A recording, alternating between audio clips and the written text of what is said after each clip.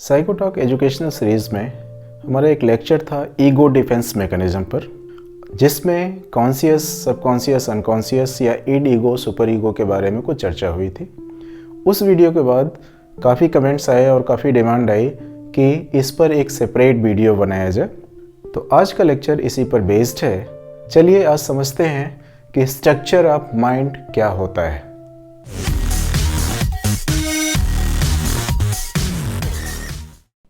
Welcome in Psychotalk. The topic of today's lecture is structure of mind. मन की संरचना। सामान्यतः माना जाता है कि हमारा माइंड हमारे ब्रेन एक्टिविटीज़ का प्रोडक्ट होता है, अर्थात ब्रेन फिजिकल सब्सटेंस है और माइंड ब्रेन का कॉन्शियस प्रोडक्ट। लेकिन यह पूर्णतः सत्य नहीं है, क्योंकि हमारा माइंड हमारे ब्रेन के फिजिकल वर्किंग से काफ़ी आगे जाकर काम करता है। और यह कैसे काम करता है इसको हम लोग समझते हैं इसके स्ट्रक्चर को समझकर। किसी भी व्यक्ति के बिहेवियर को अगर हमें समझना है तो हमें उसकी पर्सनैलिटी को समझना होगा, और अगर किसी व्यक्ति के पर्सनैलिटी को समझना है तो हमें उसके साइके को समझना होगा, और हमें किसी व्यक्ति के साइके को समझना है तो हमें उसके माइंड को समझना होगा, या स्ट्रक्चर ऑफ माइंड को हमें जानना होगा। अगर देखा जाए तो माइंड के बेसिकली दो पहलू होते हैं। जो पहला पहलू है या पहला एस्पेक्ट है वो कहलाता है टोपोग्राफिकल एस्पेक्ट या आकारात्मक पहलू, और दूसरा पहलू है डायनेमिक एस्पेक्ट या गत्यात्मक पहलू। चलिए एक एक को देखते हैं और समझते हैं कि इन एस्पेक्ट्स में कौन से पार्ट हैं जो हमारे माइंड के वर्किंग में कंट्रीब्यूट करते हैं। पहला, टोपोग्राफिकल एस्पेक्ट ऑफ माइंड, मन का आकारात्मक पहलू। चलिए पहले समझते हैं कि मन का आकारात्मक पहलू क्या होता है। एक्चुअली अगर देखा जाए तो हर व्यक्ति के इड ईगो, सुपर ईगो में कॉन्फ्लिक्ट्स होते रहते हैं, और ये कॉन्फ्लिक्ट मन के जिस भाग में होता है वह भाग टोपोग्राफिकल भाग या टोपोग्राफिकल एस्पेक्ट कहलाता है। टोपोग्राफिकल एस्पेक्ट को थोड़ा और डिटेल चलें तो टोपोग्राफिकल एस्पेक्ट में तीन पार्ट आते हैं। पहला कॉन्शियस माइंड, दूसरा सबकॉन्शियस माइंड, और तीसरा अनकॉन्शियस माइंड। चलिए एक एक को समझते हैं। पहला कॉन्शियस माइंड। कॉन्शियस माइंड का तात्पर्य यह है कि प्रेजेंट में हमारे माइंड में जो डिजायर्स रहते हैं वो हमारे कॉन्शियस माइंड में रहते हैं। जैसे अगर हम अपना एग्जाम्पल लें तो इस समय रात के 12 बज रहे हैं, मैं अपने घर पे हूँ, अपने सेल्फ मेड छोटे स्टूडियो में आपके लिए स्ट्रक्चर ऑफ माइंड पे वीडियो बना रहा हूँ। सामने लाइट है, कैमरा है, माइक्रोफोन है, वगैरह वगैरह। मतलब कि ये जितनी इंफॉर्मेशंस हैं ये सभी इंफॉर्मेशन हमारे कॉन्शियस माइंड में हैं। क्यों? क्योंकि कॉन्शियस माइंड का संबंध हमारे प्रेजेंट से होता है, हमारे वर्तमान से होता है। तो जितने भी अनुभव वर्तमान समय में हमारे माइंड में रहते हैं, माइंड का वह पार्ट कॉन्शियस माइंड या चेतन भाग कहलाता है या चेतन मन कहलाता है। माइंड का दूसरा भाग सबकॉन्शियस माइंड कहलाता है। सबकॉन्शियस माइंड का तात्पर्य क्या है? सबकॉन्शियस माइंड में वे डिजायर्स रहती हैं जो वर्तमान में तो कॉन्शियस में नहीं हैं, लेकिन अगर हम कोशिश करें तो उनको कॉन्शियस में ला सकते हैं। जैसे यदि कोई आपसे पूछे कि कल इस टाइम आप क्या कर रहे थे, ये विचार आपके कॉन्शियस में नहीं है, प्रेजेंट में नहीं है, लेकिन कोशिश करते हैं, आप सोचते हैं, फिर आप बता देते हैं कि कल इस टाइम हम क्या कर रहे थे। इसका तात्पर्य यह हुआ कि वे डिजायर्स जो हमारे कॉन्शियस माइंड में नहीं रहती हैं, लेकिन अगर हम कोशिश करें तो उनको कॉन्शियस माइंड में ला सकते हैं। मन का यह भाग सबकॉन्शियस माइंड कहलाता है।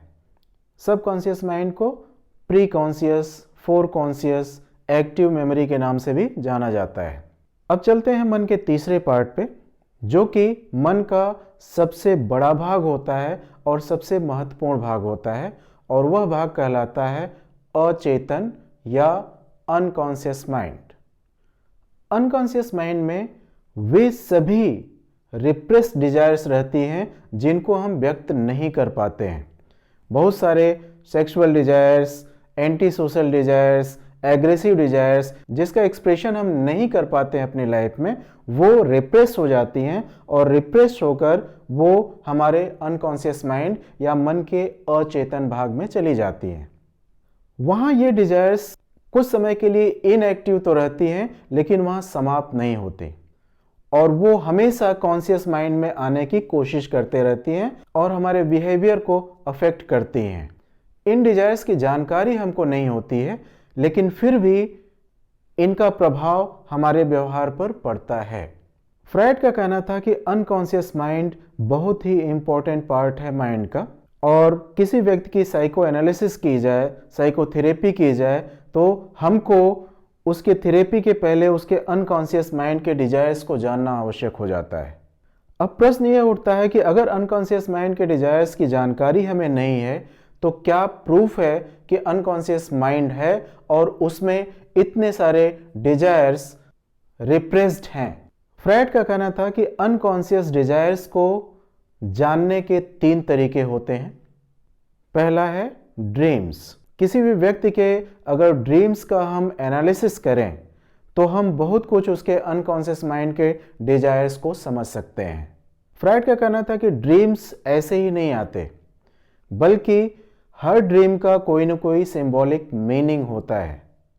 अनकॉन्शियस डिजायर्स के मैनिफेस्टेशन का दूसरा रास्ता है और वह है साइकोपैथोलॉजीज ऑफ डेली लाइफ या सामान्य जीवन की भूलें। डेली लाइफ में हम बहुत कुछ ऐसी गलतियां कर जाते हैं, अनचाहे में गलतियां कर जाते हैं और बाद में यह सोचते हैं कि ऐसी स्टूपिड सी गलती हमसे कैसे हो गई।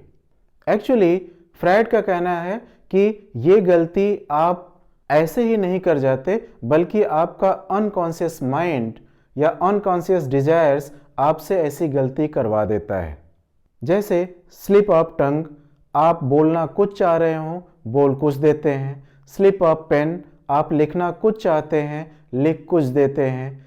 मिसलेइंग ऑफ ऑब्जेक्ट्स, आप किसी सामान को कहीं रखना चाहते हैं, कहीं रख देते हैं। मीन्स दैनिक जीवन में हम कई सारी ऐसी गलतियां अनजाने में कर जाते हैं जिसके बारे में सोचकर बाद में हमें खुद हंसी आती है उस पर, लेकिन फ्रायड का कहना है कि हम ये गलती ऐसे नहीं करते बल्कि हमारे अनकॉन्शियस डिजायर्स हमसे ऐसी गलती करवा देता है।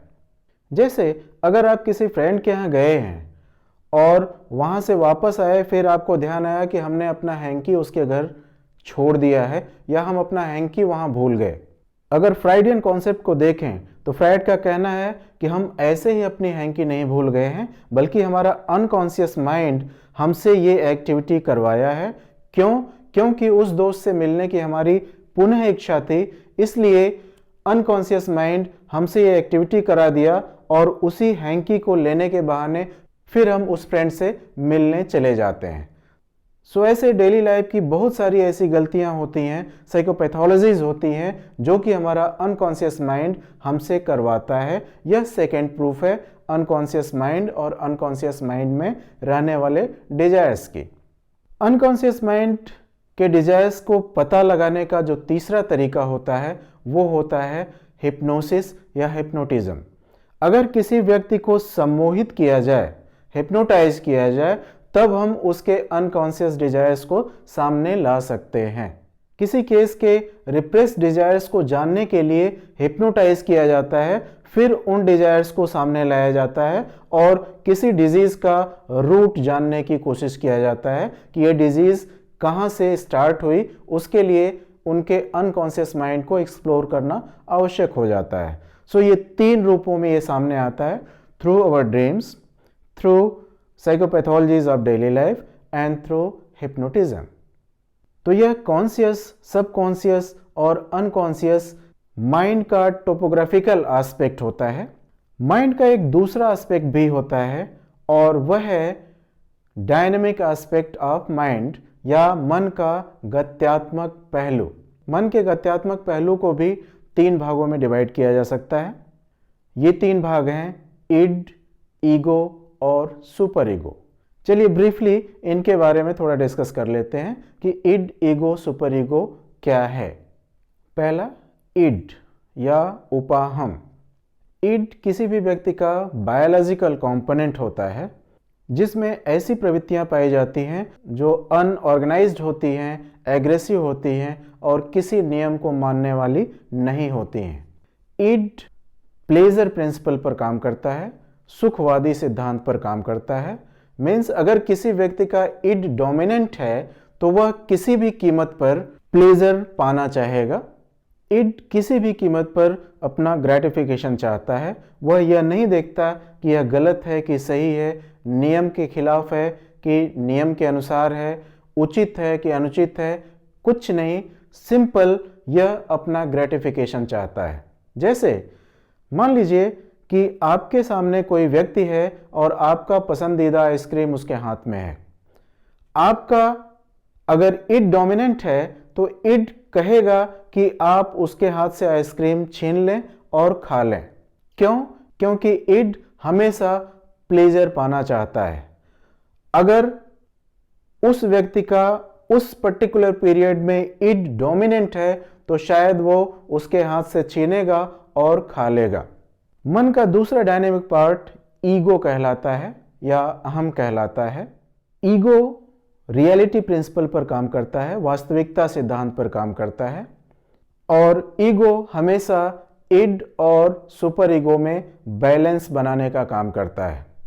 अगर उसी एग्जाम्पल को हम लें तो इड वहां कह रहा था कि हम उसके हाथ से आइसक्रीम छीनें और खा लें। ईगो रियलिटी देखेगा और यह देखेगा कि यह आइसक्रीम उस व्यक्ति का है, हमें नहीं लेना चाहिए। अगर हमें आइसक्रीम खाना है तो हम जाएं और दूसरा परचेज करके खा लें। अगर व्यक्ति ऐसा करता है इसका मतलब है कि इड की डिजायर्स को ईगो यहाँ कंट्रोल कर लेता है और व्यक्ति शॉप पे जाता है और अलग से अपना आइसक्रीम परचेज कर उस आइसक्रीम को ग्रहण करता है, खा लेता है। डायनेमिक एस्पेक्ट का तीसरा एजेंट सुपर ईगो कहलाता है। सुपर ईगो आइडियलिस्टिक प्रिंसिपल पर काम करता है, आदर्शवादी सिद्धांत पर काम करता है। इड और सुपर ईगो दोनों का रियलिटी से कोई संबंध नहीं होता, वह नैतिकता के आधार पर अपना डिसीजन लेता है। सुपर ईगो किसी भी व्यक्ति के पर्सनैलिटी का एथिकल ब्रांच होता है। सुपर ईगो हमेशा किसी भी व्यक्ति के इमोरल टेंडेंसीज अर्थात इड के डिजायर्स पर ईगो द्वारा रोक लगवाता है। अगर ईगो उन इमोरल टेंडेंसीज को रोक लगाने में असफल होता है तब व्यक्ति में गिल्ट फीलिंग जनरेट होती है, रिमोर्स फीलिंग जनरेट होती है, पश्चाताप की भावना, दोष की भावना इत्यादि का जन्म होता है। इस प्रकार यदि हम देखें तो इड हमेशा इंस्टेंट ग्रेटिफिकेशन चाहता है, ईगो रियलिटी के अकॉर्डिंग ग्रेटिफिकेशन चाहता है और सुपर ईगो मॉरलिटी के अकॉर्डिंग ग्रेटिफिकेशन चाहता है। अगर उसी एग्जाम्पल को हम देखें कि सामने वाले व्यक्ति के पास आपका पसंदीदा आइसक्रीम है तो उस समय इड, ईगो और सुपर ईगो के रिएक्शंस क्या क्या हो सकते हैं। तो यहाँ इड का रिएक्शन क्या होगा?